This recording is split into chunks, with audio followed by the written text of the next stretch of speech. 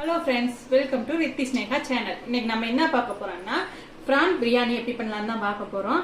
அதுக்கான தேவையான இன்கிரீடியன்ஸ் இங்கே நான் எடுத்து வச்சிருக்கேன். வாங்க ஒவ்வொன்றா பார்ப்போம். இப்போ நான் ஒரு கடாயை எடுத்து வச்சுக்கிறேன், குக்கர் எடுத்து வச்சிட்டேன். அதில் கொஞ்சோண்டு ரீஃபண்ட் ஆயில், கொஞ்சோண்டு கீ,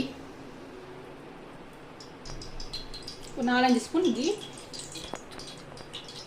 ஒரு 4-5 ஸ்பூன் கீ, ஒரு 3 ஸ்பூன் எண்ணெய் ஊற்றி நல்லா காய்ஞ்சுக்கணும். பண்ணி வச்சுக்கோ. இப்போ நான் 2 பட்டை, 3 லவங்கம், 2 ஏலக்காய் எடுத்து வச்சிருக்கேன். இதை நம்ம போட்டுக்கிறோம். இது கூட நம்ம ஒரு பிரியாணி இலையும் சேர்த்துக்கிறோம்.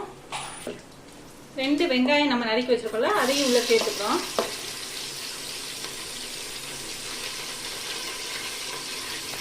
தேவையான அளவு இது வெங்காயம் வதங்குற அளவுக்கு நம்ம உப்பு எடுத்து இதில் போட்டுக்கிறோம். இப்போ இதை நல்லா பொன்னிற அளவுக்கு நம்ம நல்லா வதக்கிடணும். இது கலர் சேஞ்ச் ஆகும். இப்போ இது கூட இஞ்சி பூண்டு பேஸ்ட்டு 1 டீஸ்பூன் அளவுக்கு நம்ம போட்டுக்கணும்.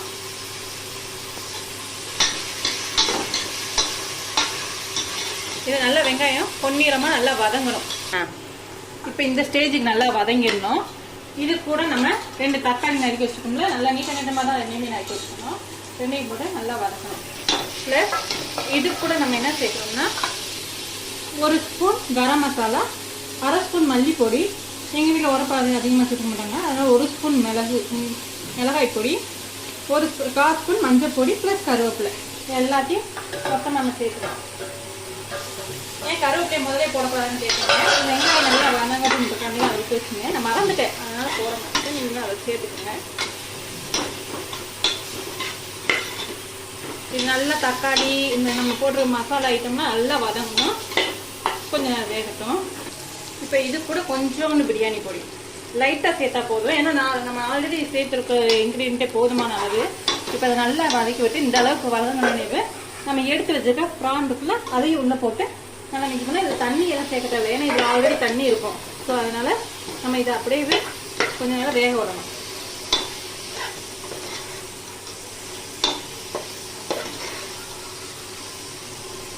இது இந்த தண்ணியெல்லாம் இஞ்சி வரட்டும். நம்ம அது வரைக்கும் கொஞ்சம் வெயிட் பண்ணுவோம்.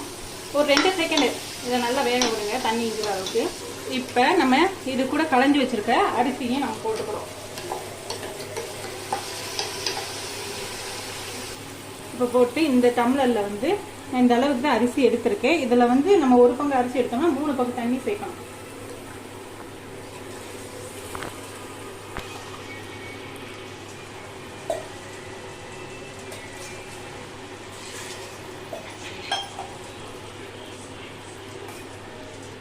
நம்ம இதை சேர்த்துட்டு இதுக்கு நம்ம தேவையான அளவு உப்பு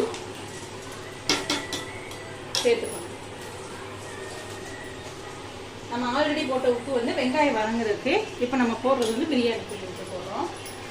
இப்போ இதை நல்லா போட்டுட்டு இதை நீங்கள் குடிச்சு பார்த்தீங்கன்னா லைட்டாக கக்கிற மாதிரி இருக்கணும். ஏன்னா அப்படி இருந்தால் தான் நம்ம பிரியாணியோட அந்த இறால் எல்லாம் சேர்ந்து இது பண்ணுறப்ப நம்மளுக்கு டேஸ்ட் கரெக்டாக இருக்கும். இப்போ நம்ம எல்லாத்தையும் கலந்து வச்சுட்டோம்.